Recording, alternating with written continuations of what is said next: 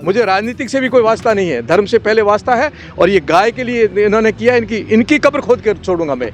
और ये जो विधायक और माननीय मुख्यमंत्री जी हमारे ऊपर से नीचे तक सब गौ प्रेमी लोग बैठे हैं और ये लोग ऐसे कृत्य कर देंगे, मैं कभी सहन नहीं करूंगा। कोई भी पदाधिकारी होगा, ये धर्म और आस्था का विषय है, इसमें कोई पदाधिकारी नहीं, कोई पार्टी नहीं है। निंदनीय तो है ही है और हम सबको कलंकित किया है और इस कलंक को हम मिटा के रहेंगे।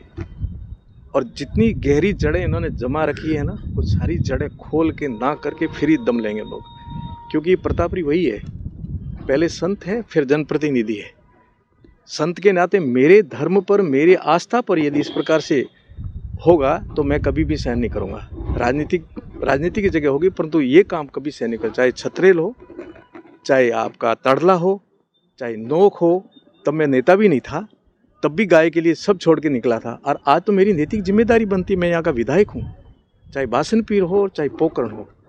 इस प्रकार की आस्था पर ठेस हम कभी सहन नहीं करेंगे। और लगातार मैं प्रशासन के संपर्क में हूँ, कार्रवाई जो हो रही है मैं कहता हूँ इसको तीव्र गति से करेंगे हम लोग।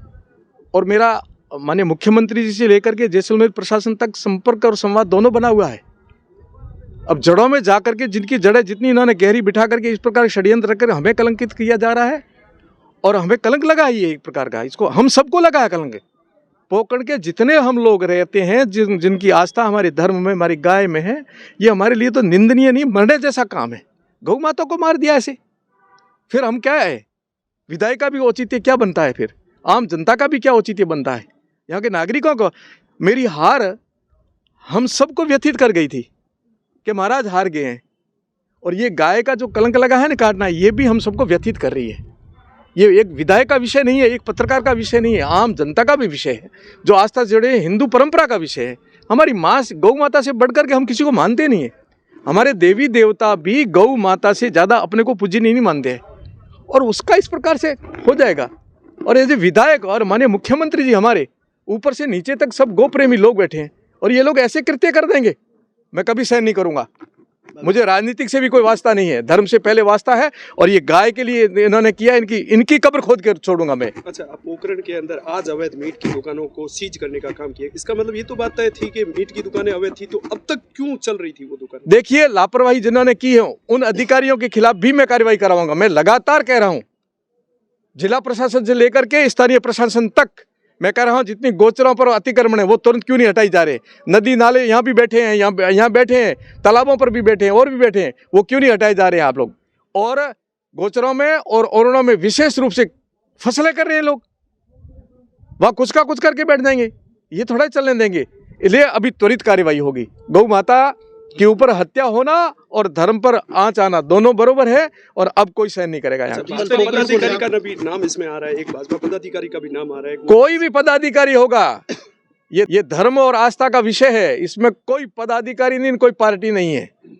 जड़ों में जाकर के तह करके जांच करके और जो अपराधी होगा उसके खिलाफ सख्त से सख्त कार्रवाई करवाएंगे। पोकरण को लेकर बाप जी कल बंद को लेकर आह्वान किया, क्या ऐसा? देखिए, ये पोकरण की जनता आक्रोशित है और निश्चय ही जनता जिस विषय को लेकर के आ रही है वो हम सबके लिए चिंता का विषय है और जनता किसी से रुकेगी नहीं।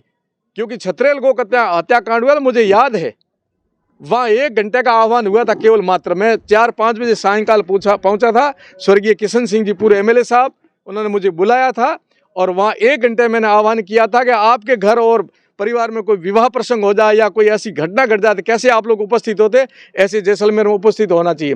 मैं धन्यवाद दूंगा जनता का जैसलमेर की कि उस समय 14-15 हज़ार गौ माता के नाम से इकट्ठे हो गए और सबको मना के छोड़ा, अपराधियों को हमने गिरफ्तार करवा के छोड़ा। और ऐसा का ऐसा ये आह्वान का विषय भी नहीं है, परंतु जनता रुकेगी नहीं। कल क्या जो विशेष रणनीति तैयार की जा रही है, क्योंकि विशेष बैठक का आयोजन हो रहा है और सारे जो पदाधिकारी यहाँ पर हैं? नहीं, रणनीति का कोई विषय नहीं है। ये तो देखो सबको दर्द लगा, आप लोग भी आए हो, ऐसे पत्रकार नहीं आए हो, आप आस्था से जुड़े हुए लोग हो इसलिए आए हो। और ये तो सबके, आम छोटे बच्चे से लेकर के माताओं बहनों से लेकर के बड़े बुजुर्गों तक आज पोकरण शर्मसार है, कलंकित महसूस कर रहा है कि ऐसा हो गया। ये क्या हो रहा है पोकरण के अंदर? आज ये हो रहा तो कल ये और क्या कर सकते हैं? और ये कब से कर रहे हैं और ऐसे करते गए तो कलंक और ये दोष हम सब पर लगता है, क्योंकि ये हमारा कार्यकाल है, आपका युग है। अपने देखते हुए यदि ऐसा होता है तो ये दोष सब पर लगता है। अच्छा, पोखरण के विधानसभा क्षेत्र के वासियों को आप क्या संदेश देंगे इस मामले को लेकर? देखिए, पोखरण के वासी सजग और सतर्क हैं और कभी भी सहन नहीं करेंगे। जब भी आस्था पर चोट पहुंचती है तो पोखरण और पश्चिमी राजस्थान ये कभी सहन नहीं किया है। ठीक इस प्रकार से हम सबको तय रहना है। अच्छा, जिला प्रशासन की देखा जाए तो वो पोखरण की तरफ कहीं पर भी कोई कार्य नहीं किया जा रहा है। पूर्व में भी ये जो अधिकारी थे उन्होंने जांच करके जैसलमेर रोड पर एक जमीन को पूरा फाइल तैयार करके कलेक्टर को दे दी थी कि पूरी करीब 47 बीघा पर अतिक्रमण है, जिसमें 23 बीघा पे वो लोग बैठे हैं। शीघ्र ही कार्रवाई होगी। जिन अधिकारियों, चाहे बड़े हो चाहे छोटे हो, लगातार कहने के बाद जनता की भावना के अनुरूप काम नहीं करे, उनके विरुद्ध को उनकी कार्रवाई होगी। आया हूं तो वहां से जनता रुकेगी नहीं, चाहे कितने भी प्रयास करें। इसलिए जो जनता कहेगी वो सरकार करेगी। बिल्कुल मैं उनके संपर्क में हूँ। उनके अधीनस्थ जितने बड़े अधिकारी उनके मैंने वार्तालाप की। शीघ्र ही मैं सीएम साहब से इस विषय में गंभीरता से चर्चा करूंगा।